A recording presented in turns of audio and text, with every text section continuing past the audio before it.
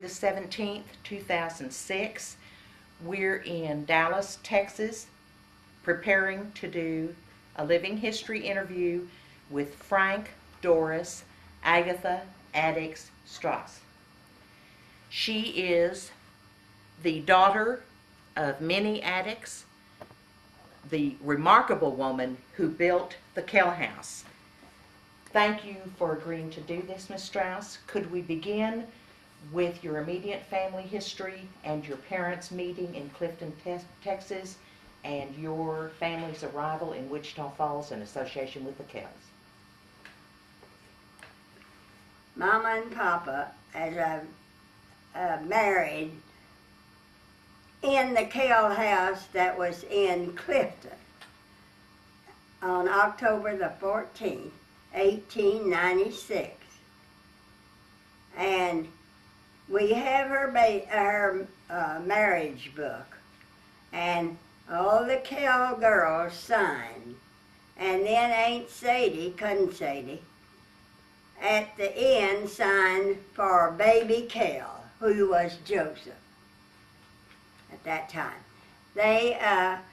He was born in Huntsville, Texas, and he had come to Clifton in 1895 to open the first bank in Clifton, which was Farmers and Merchants Bank. And he had a good friend, Mr. Butler, and Mr. Butler was cashier and Papa was president of the bank. First bank in Clifton, like I said.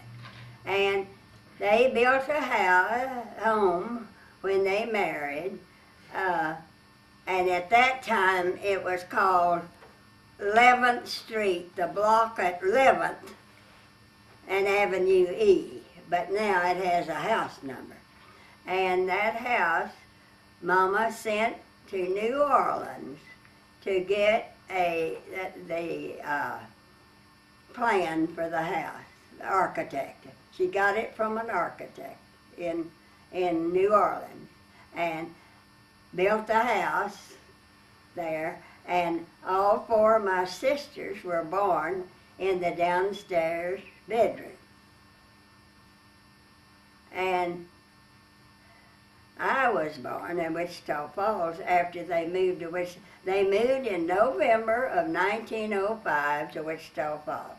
Papa had a kidney trouble and wasn't well at all, and there was a depression about then in Clifton. I mean, I think they had worn out the land, more or less. They didn't know about crop rotation, and they had exhausted all the wild horses and all, and cows and everything, and Clifton was in a slump. And Mama was the last Kemp to leave Clifton. And grandmother had a hotel, Kemp Hotel, and they had rolled their house down to the new part of Clifton when the Santa Fe Railroad came to Clifton. They offered grandmother if she would come and have the hotel by the railroad station, they would guarantee her so much, you know. So they rolled their house down from the valley of the Bosque River, where they had built it when they married in 1860, and it became the Kemp Hotel.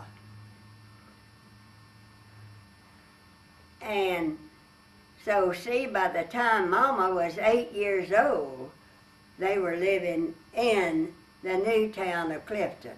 The old town, the railroad missed them by 2.5 miles.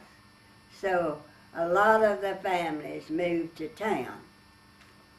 Now, I don't know in Clifton, I can take you to the land, actually, where Mama and Papa, Mama and Papa's mother and father had built their home in 1860 when they married. but I cannot take you to the land that the Kells own. But Franklin Martin Kell, who was Uncle Frank Kell's father, was one of the original founders of the new town, which was called Bosqueville at first. And I was always told that the Bosque River has many curves and twists and runs into the Brazos River and everything. So he really was one of the founders of Clifton, which was Bosqueville at first. And it was founded in 1852. And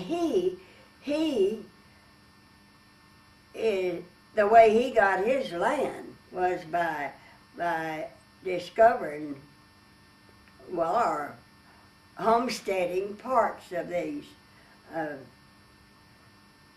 parts of the river. And I know, I'm sure you've been told that the Kells, his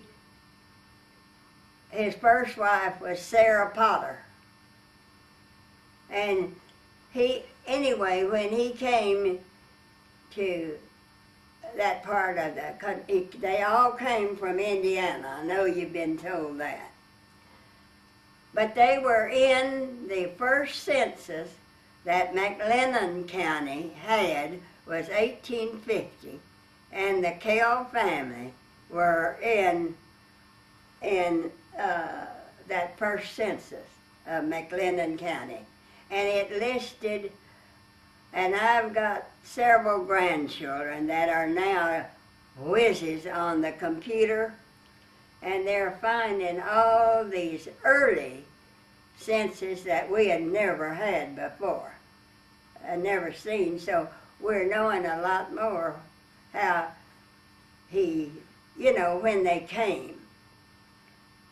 But I do know that he was one of the founders of Clifton, and he went back to get his bride they married in Hill County, I believe. Why her folks had moved down there, I don't know, because they lived in central Texas on the, what's the lake that, Possum Kingdom? Not Possum Kingdom. No. That wasn't built. Well, I can't tell you.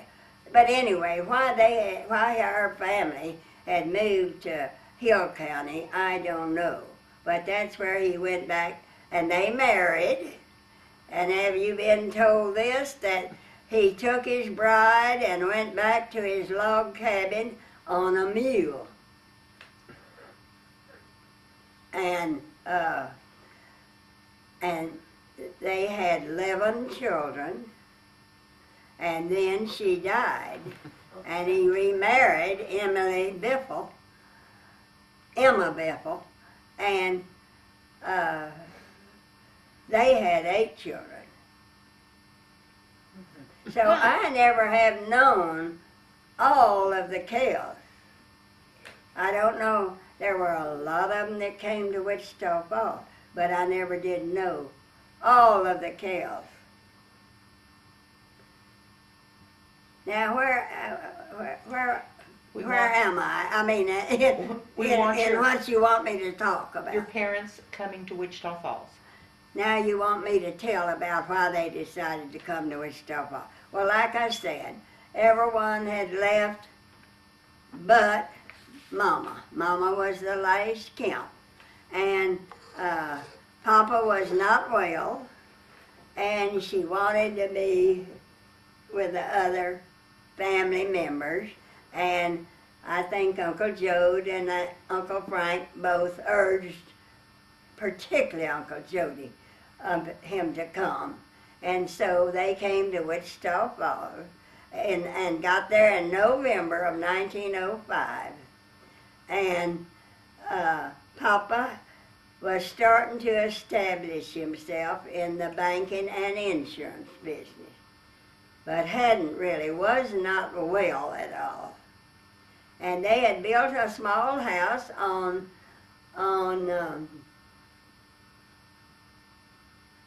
Travis Street, and had just moved in it when I was born, and on April the 19th, 1906. And then Papa died July the 5th, and left Mama with 5 little girls. And so Uncle Jody and Uncle Frank both advised her not to try to do anything. She'd lose what insurance money that Papa had left her. And she said, no, I won't. I know what I'm going to do. I like people. I love houses. And right now, people were living in dugouts in the river. They were living in cardboard shacks and all. And the working class people needed a place to live. And Mama said, so, like I said, she bought the Mayfield house. When Wichita Falls first started, the railroads had not come to Wichita. So it developed on that side of what is now the railroad track. It first developed down there. And after the railroad came, it was on the wrong side of the tracks, as you know. So that's how the big Mayfield house was down there, and then Mama bought it. But that's the first thing she bought. Divided it, and like I said, sold one side of the 3 of a section enough to pay someone to build her house. And she sent to New Orleans again and got an architect the plans for the house. And built it, and we moved in November of 1907. And she started immediately. In fact, the old baseball field was on Lamar, where the Kemp Library is now. That whole block. I mean, the Kemp Art Center now, but it was the Kemp Library later. That was the ballpark at one time. And so Mama, first houses she built were across on Travis behind it and on Lamar at the side. And then she gradually went on down toward the mill and toward there's a glass factory. There was a motor.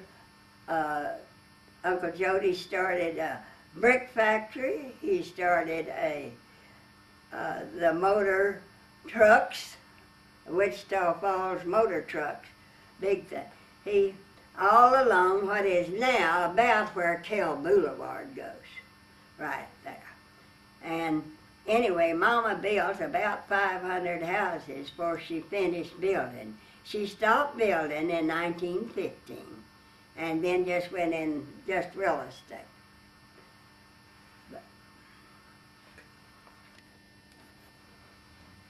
Tell us about the house. Mama built this house, as you know, like I just said, and we moved in November 1907. It was located at 1319 10th Street, which was the corner of Broad and 10th, and it faced north. And one of the pictures I think she showed you showed where there weren't any trees or any vines on the house, the early part of it. But there were houses. I think the Avis house across the street was already there. and possibly the Andersons. And, but it was well, it was two big lots, I mean. And it of course, was wood, painted white, and exactly the same, everything's the same. Even the in the backyard, have any of you ever gone down in the cellar? I mean, in the, where we had a lot of bad storms. And so that cellar was built just exact. Mama had built one in ours and then built one at the Frank Kell home. The cellar where if we were going to have a bad weather, Mama would have us get up in the night and get a pillow, and she'd say, girls, here we're going down to the cellar. Oh, we hated to go to that cellar because there were spiders and all the canned goods they'd done down there, but we went to the cellar. I don't know how often the Kells ever went to the cellar. I don't know that. But I know Mama had us going several times a year, any time that we were threatened with a bad storm. Well, we went to the cellar. But Mama then, she knew how to make everything kind of cool. I mean, she planted these big vines. Do you know what balsa vine is? I don't ever see it anymore, balsa. It had great big balsa on it. But she covered the front porch with that because it grew real fast and all. And we could sit out on the porch and the breeze could come through, but and it had exactly the same rooms that the Kell house has. The big dining room, big breakfast room, parlor, the living room, and now the Kells later added the library, but everything was the same. The back stairway, you had the same back stairway. We seemed to have the same attic. Mama finished our attic where we could kind of play in cubby holes, and we did. And Mama was very, very public spirited minded. She was first woman on the cemetery committee. She was first woman on the, she helped start the Civic League. She helped start the day nursery. Now I will give more credit to Aunt Flora about the day nursery, because they even offered their little home to have the first day nursery in. But she just, and as you know, she was the first woman on the school board, and she never felt sorry for herself. Everyone, as she'd always say, well, see, the Lord knew what he was doing when he gave me only girls. I know what to do with girls, and I wouldn't know what to do with a boy, maybe. And, Uncle Jody and Uncle Frank still tried to tell Mama, a lot, and they did. It was wonderful. But, she also she knew what she was doing, and she did love people. And like I said, where in the Kell house you go in and you turn toward the stairway and there's a little room right there kind of at the back of the stairway. Well, Mama made that her office. And she had a safe underneath the stairway in there. And she had these long ledger books. They were about this long for every house. And she would always tell us all, now girls, don't ever forget to write down, because that's the one way I know if someone has come and paid. Because she couldn't do business as legally, I mean, and so she said, we just have agreements between us. And they had to, oh, and you know those sows is sold for about $900 and $1,000 at that time. But she'd say that's the way they pay them out, $5 or $10 a week. And I don't know whether you've ever seen that article. I didn't know I was going to make a talk up there once, and they asked me to get up and talk, and I said, well, all I can talk about is Mama, but I can tell you all about that, and I got to telling them what I'm telling you. And I said, I do know that Mama, there are still some of the houses standing that Mama did build. Most of them are gone now because all the highways have changed everything. But, and so Jody McCall wrote for the Wichita Falls paper for a good while, and Jody heard me talk. And I didn't know Jody at that time.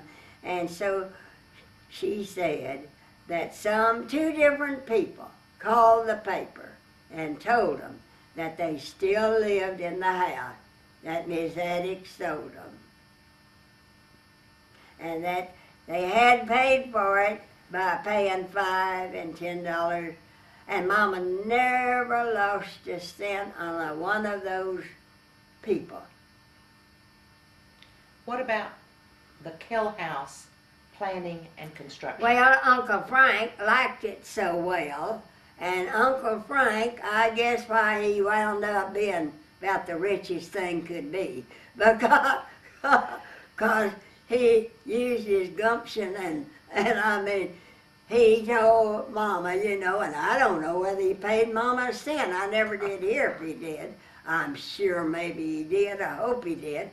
But anyway, he liked it so well that they had built a house, I understand, at 9th and Scott, the Kells, when they first came up here. And he came about 2.5 years before Aunt Lula and the girls, the children, because they all hated to leave Clifton, so they didn't want to move. And Willie Mae, the first 5 years of her life, came and spent every summer with Mama in Clifton, because she had the wind and sand, she had terrible allergies. And so Mama would let her come and stay with her, and she loved it in Clifton. So that's one reason we were all so very close to Willie Mae, because, well, of course, I wasn't even born then, but she always told me all about how good Uncle Jeff was to her, and when she was a young lady then, and so anyway. But now then, what you asked me? Your mother built the Kell house. Mama built the Kell house in 1909, exactly with the same plan. Where room for room was exactly the same at that time. And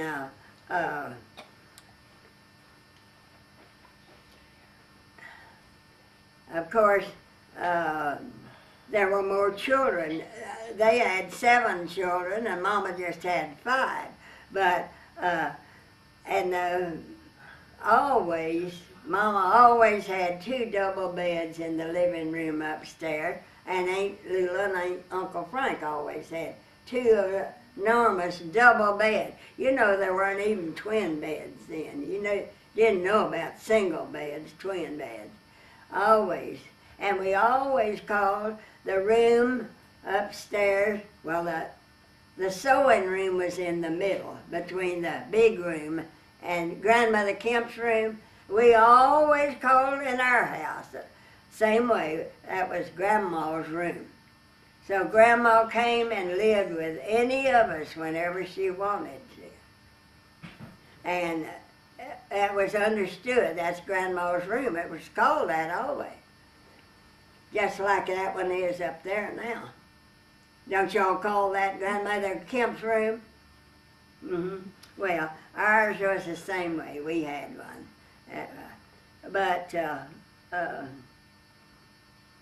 What are your memories of Sadie? Of Kell? Sadie Kell, one of the best humans that ever lived was Sadie Kell. I knew 3 perfect people in my life, and she was one of them, and my mama was the other one, and my middle sister Cecilia Adickes Straus. Just thoroughly good and kind, never had a bad thought about anybody. And you don't know how many good deeds Cousin Sadie Bullington did for various people throughout her life. But you know, when she and Orville married in 1911, and they built, do you know, are you familiar with the little white stucco house there on Fillmore? They built that before they married. And they built a wing for Grandmother Kemp that was designated grandmother's. And she had Grandmother come live with her. That was the first thing she wanted to do, and married, and she did. She built that room for Grandmother Kemp. And then, it's a long story why Grandmother Kemp had to go back to housekeeping, though, because her next to youngest son, her Tom's wife became sick and had 3 little children, and so they brought them back to Wichita Falls. Mama went and got them from Albany, and so the only solution was for Grandmother Kemp to go back to housekeeping to keep these children. And she first lived in a house 4 doors down from the Kell house on Bluff. And I think it was 906 or 8. And she lived there, and then Uncle Tom died in 1917, and she needed a larger house too, and so Mama found a house at 1911 Lucille Street, and Uncle Jody and Aunt Lula and Uncle Frank and Mama bought this house for Grandmother Kemp, and Grandmother Kemp lived there till she died in 1932. But Cousin Sadie had built a place at her house for Grandmother Kemp. Oh, Cousin Sadie was a wonderful person.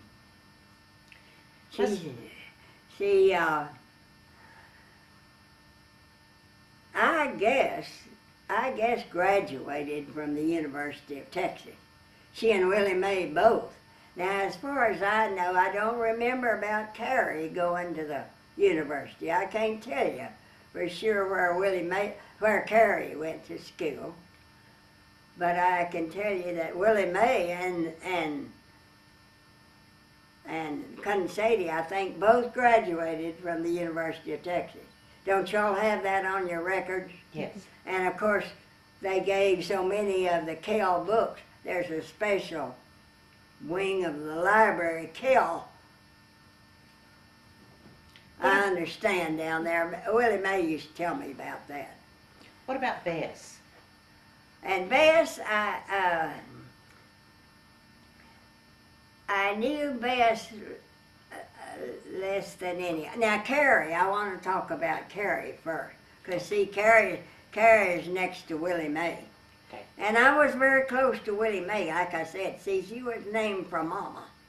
And I always called her Minnie Mae instead of Willie Mae, the full name of Mama.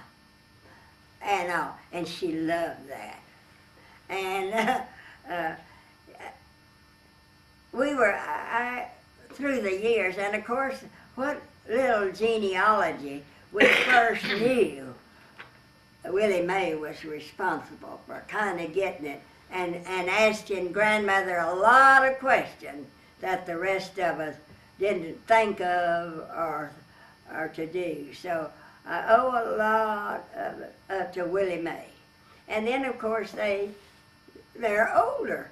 Cousin Sadie was, 20 years older than Mary Jo and me.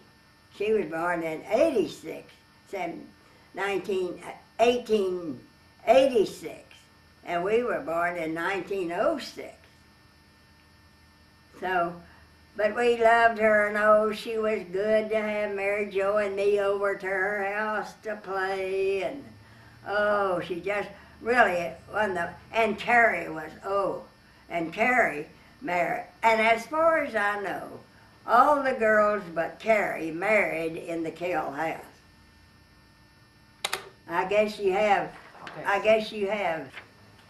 And I know at one time, Mary Jo had out of the attic the wedding dress that she and I wore in Cousin Sadie's wedding. Do y'all still have that? I don't know. I know it was up there at one time. This has been 30 years ago or more. But I know it was there at one time. But as far as wedding pictures, I never remember of seeing any. And I know Carrie, married a Catholic. And so she didn't marry at home. All I know is I remember that, I think they weren't pleased, of course. And he turned out to be the finest man that ever lived, was John O'Donoghue. And he stayed a Catholic all his life, and Carrie stayed a Presbyterian.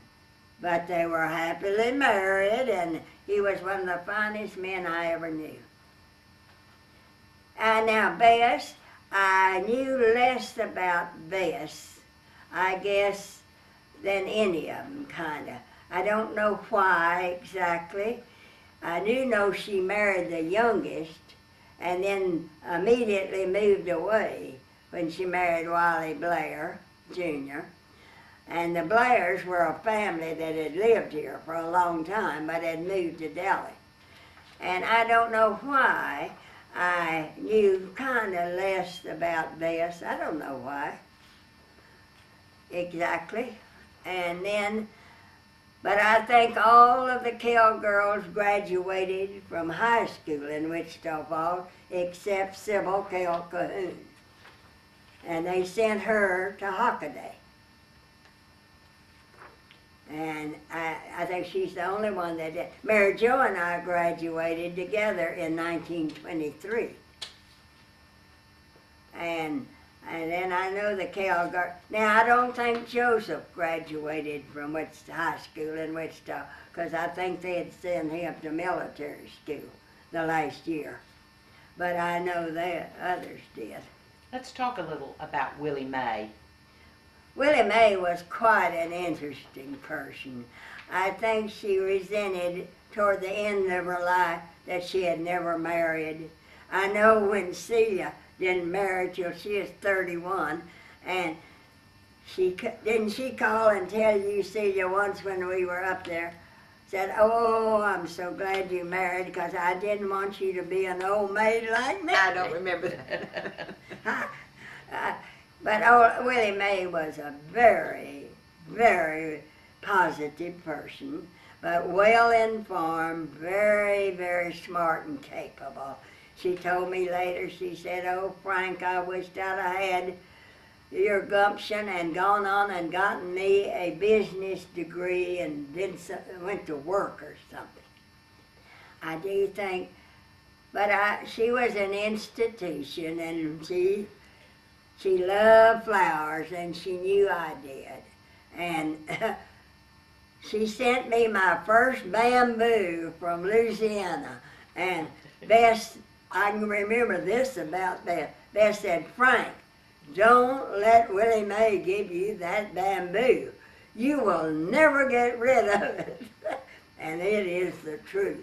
I have a bamboo going all up this block from bamboo. But But then she also gave me she would send me, my Lady Banksia rose out here is just gorgeous. And she sent it to me from New Orleans. She knew I love flowers too. And after I got this house, well, she was good about sending me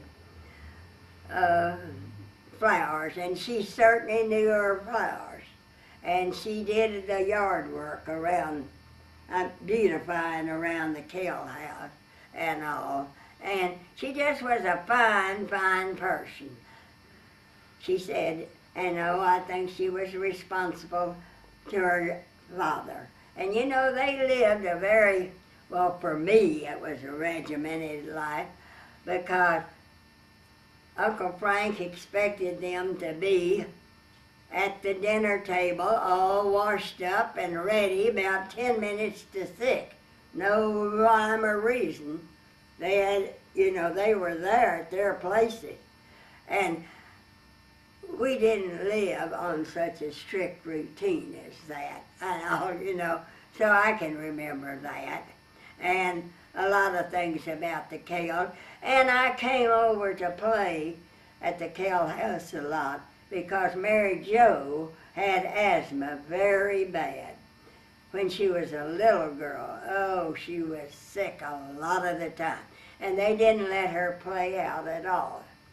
So I would come play with Mary Jo over, they didn't let her run or play outside at all when she was a young girl. And so I'd come and play, and then Carrie would have us in the back. And those girls moved around from, I think it says the oldest ones, the room across the back up the hall upstairs. That was the oldest girls' room, always. But gradually, each one, and Joseph always had that side room on the hall. I think they still call that Joseph's room, don't they? Yes. And now Sister Audrey, my oldest sister, is about 7 months younger than Joseph, and she worshiped Joseph. And even back in that time,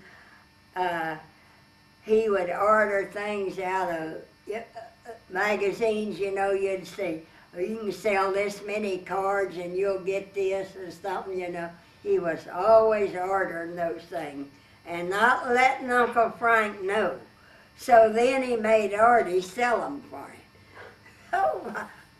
She had told us half of her life she was crying because Joseph was making her sell all this stuff for him because he would order it.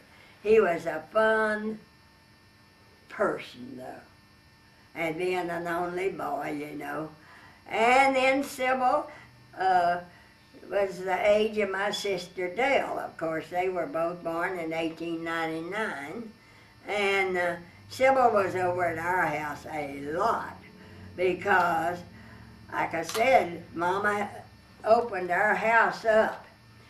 You saw all the big rooms, and there were 5 of us. Sometimes we'd have 5 different bunch meetings at our house at one time. I never heard of a bunch meeting. I never heard of Aunt Lula having the Missionary Society meet at her house.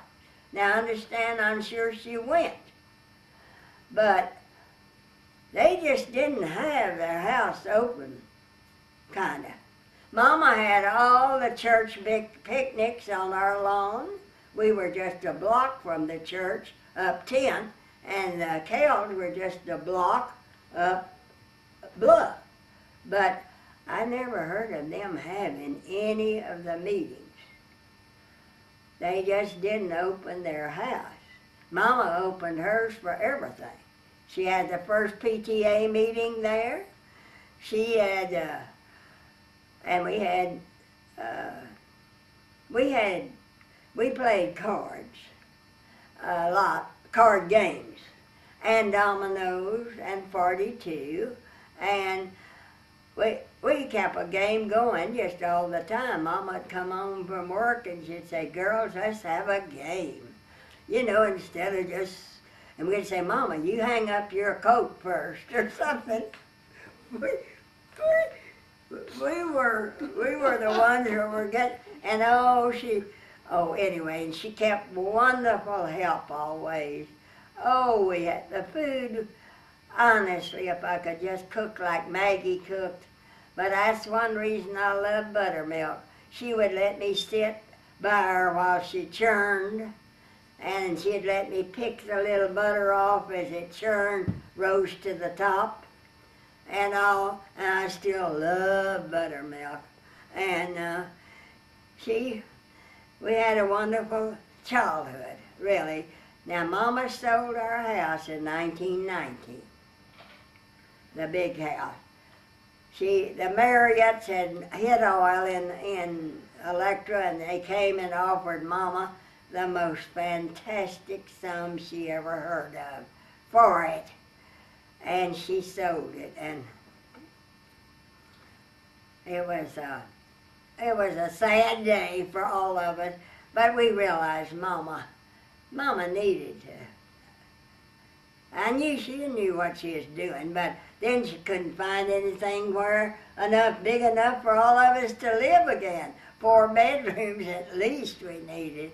So anyway, but the Kell, we loved, and we were very close to the Kell. I never remember, though, as a full family going over to eat with the Kell. Now, maybe I did, but I don't remember it. Now, different with Uncle Joe and Aunt Flora. I remember many, many times big family dinners out there.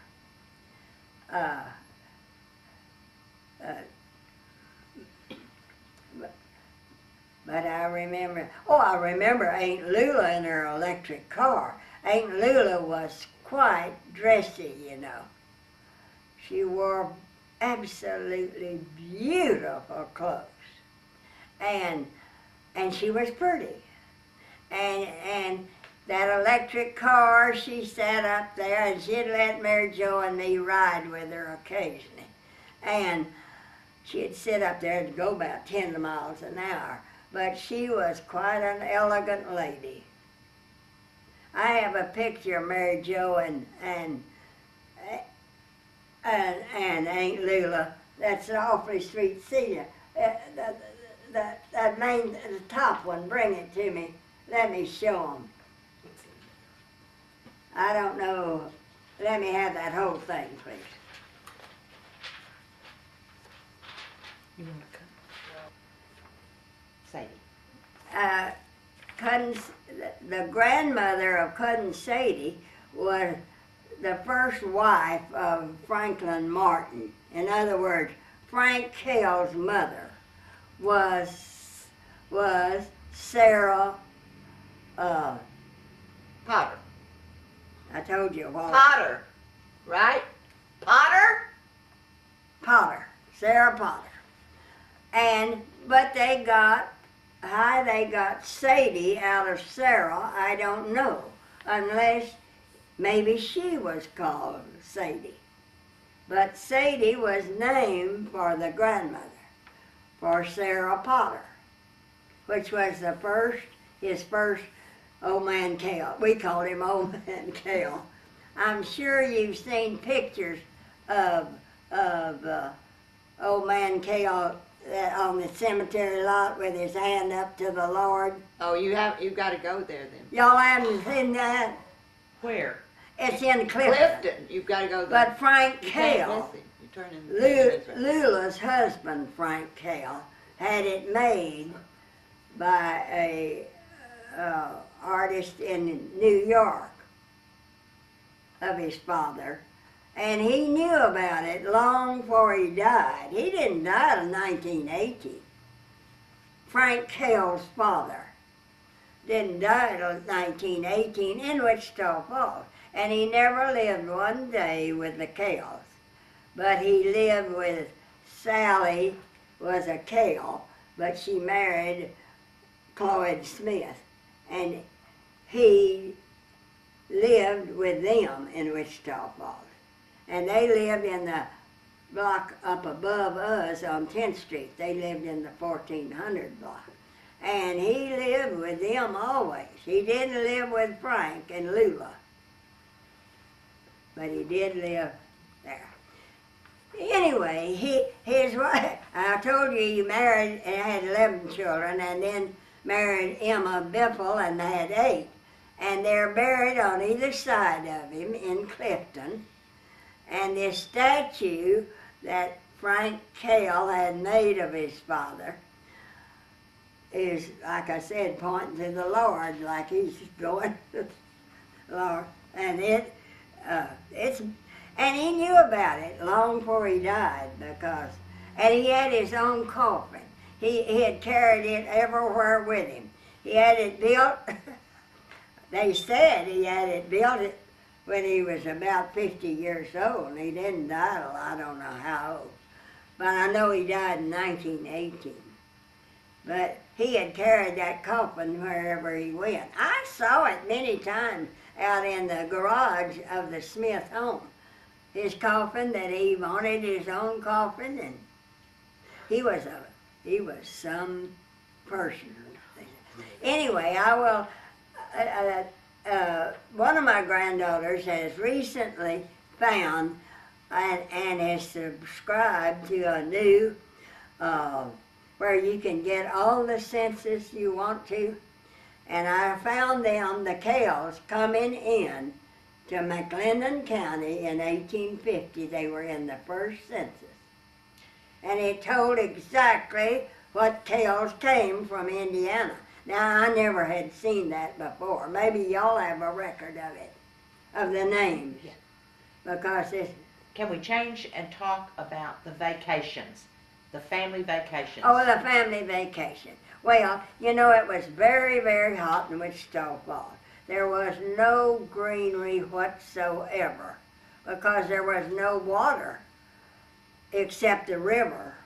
And so it was very hot in Wichita Falls. And so Mama and Aunt Lula and Uncle Jody rented houses in Colorado Springs, 3 in a row, and we went up there every summer and spent 2 months. And like I said, we packed up, I don't remember taking crystal, but I remember taking china and silver.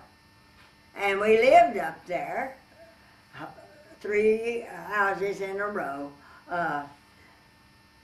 and it was cool. And those people up there rented their homes out, and they went to the mountain. You know, that's the way they made some money. But they went to the actual mountain, and we thought it was just cool in Colorado Springs. And we went on the Fort Worth and Denver Railroad, you know, on the train. And first time we ever drove up there, Mama had bought a car, and Seals was going with Seton Barnes, the son of the Methodist minister in Wichita Falls. And she let Seton drive it. And Willie Mae went with us. Now why? As crowded as we were, but Willie Mae wanted to go with us, so Willie Mae went with us. And and Mama said, well, you can't go over 25 miles an hour. Remember that. So, but we did go up to Colorado every summer. And then, of course, Aunt Flora and Aunt Lula, they went on many, many years after Mama. We quit. I mean, we certainly didn't rent big houses like we had when we were little. But we in Colorado, all we did was we rode mules and donkeys, and we rode horses occasionally. And we went to Manitou Springs. I don't remember going to anywhere else, but it was just cool up there. And we'd take our servants with us, and you just lived like you did in Wichita, except you were in a cooler climate. But it was really hot in Wichita. But Mama had all kind of ways to cool the house. She would hang sheets up in the bedroom, and you know how the cross ventilation of the Kell house, the Adickes house, just the same. You could open those windows and get a cross ventilation, and the breeze would come through this wet sheets, you know. Oh, she had all kind of ideas. Now, I will tell you all this, too. I want to tell you something. You see those figurines on my mantle? You see those two? See, you get one of them down They there can and see look 'em. at it. They can see them. Mama and Papa gave those to Aunt Lula and Uncle Jody in 1896 after they married in their home. And after I had bought this house, I bought this house in 1941. And Aunt Lula called me over, about 10 years later. I was up there visiting. She said, Frank, I want you to come by and see me. And she took these down from her mantle in her upstairs bedroom and said, your mama and father gave you these, and I want you to have them. Aren't they beautiful? Mama did love figurines, and I still have them. Isn't that a good tale? It's a wonderful tale. That is a one. But it was wonderful of Aunt Lula to be that thoughtful that Mama had given them to them, and she wanted me to have them. And also, that was very thoughtful of Aunt Lula. Aunt Lula was kind of not much like our Mama. Mama was, just had all kind of fun about her and everything. Aunt Lula was rather strict, but a wonderful person. Just wonderful.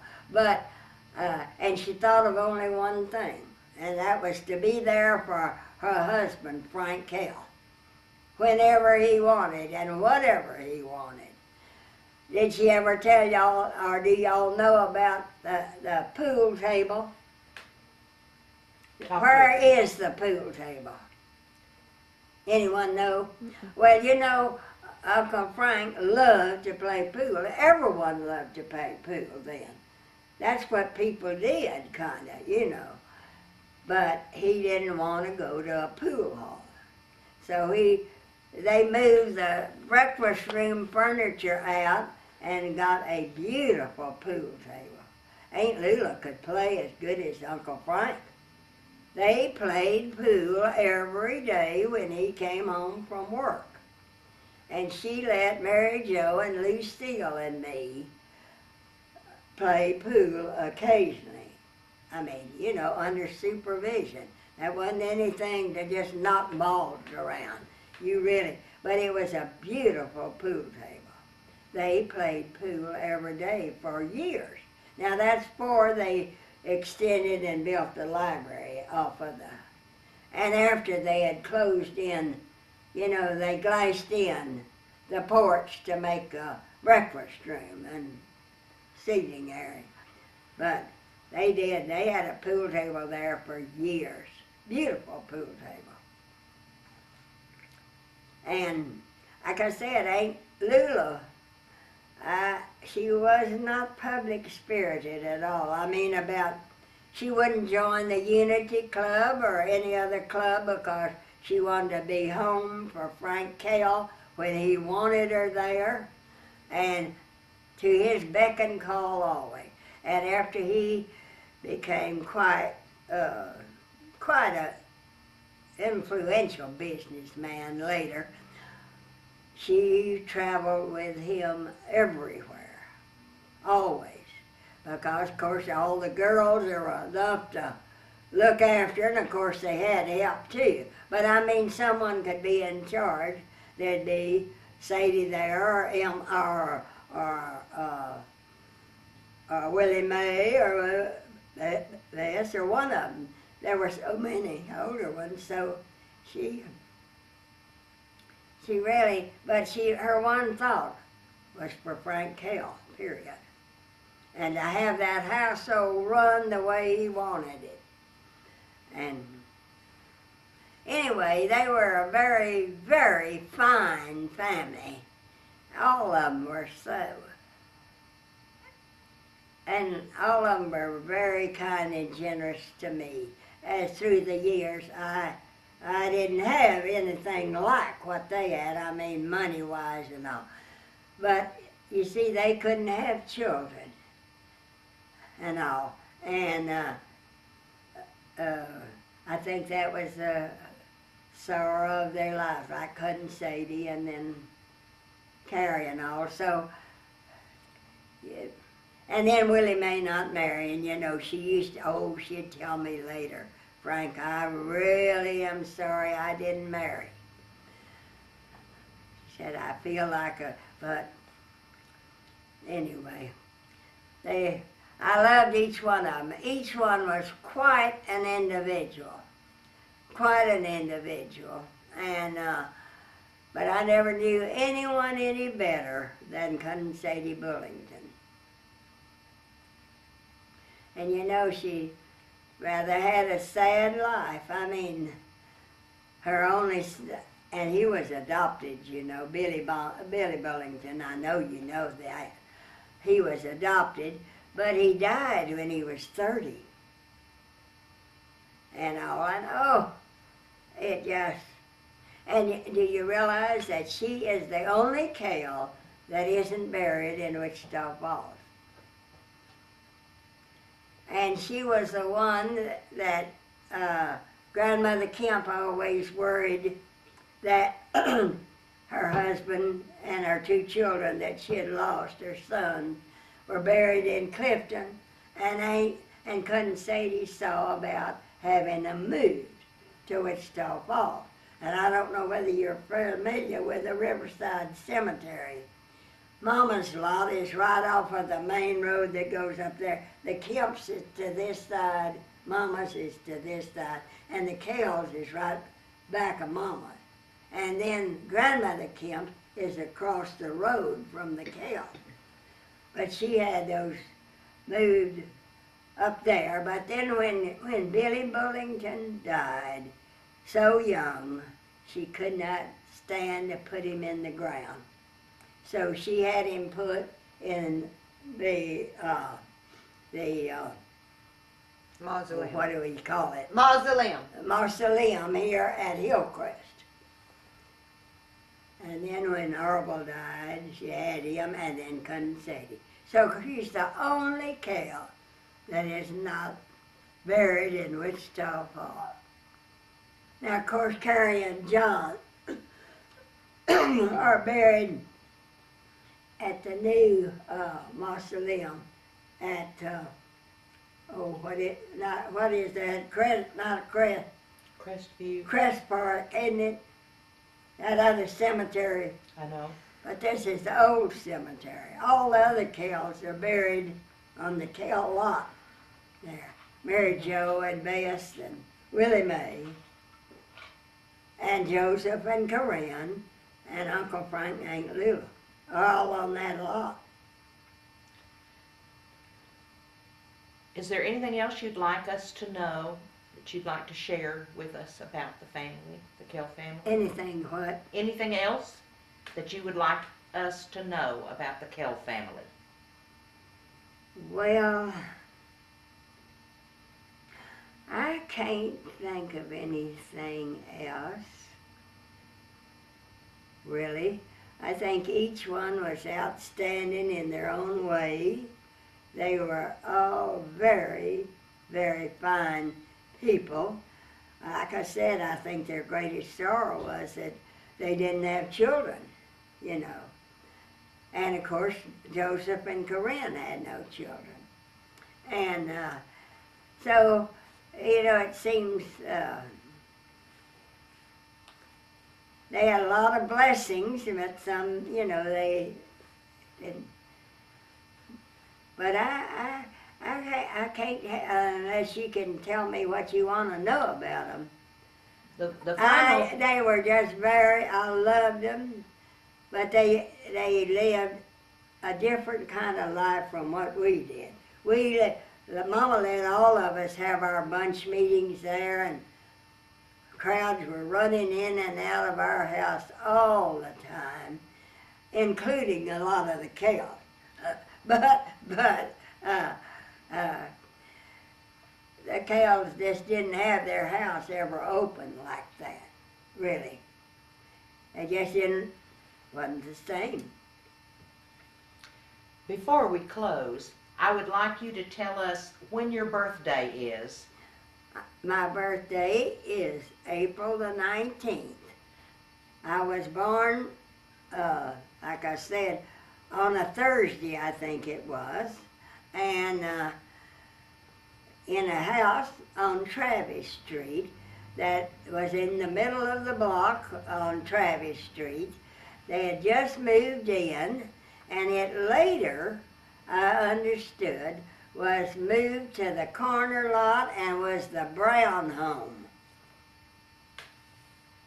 there in Wichita Falls. Now, I don't know whether it's still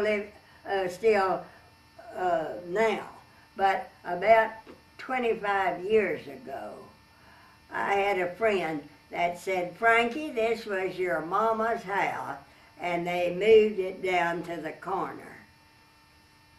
And she sent me a picture of it. Now, that's the house on Travis.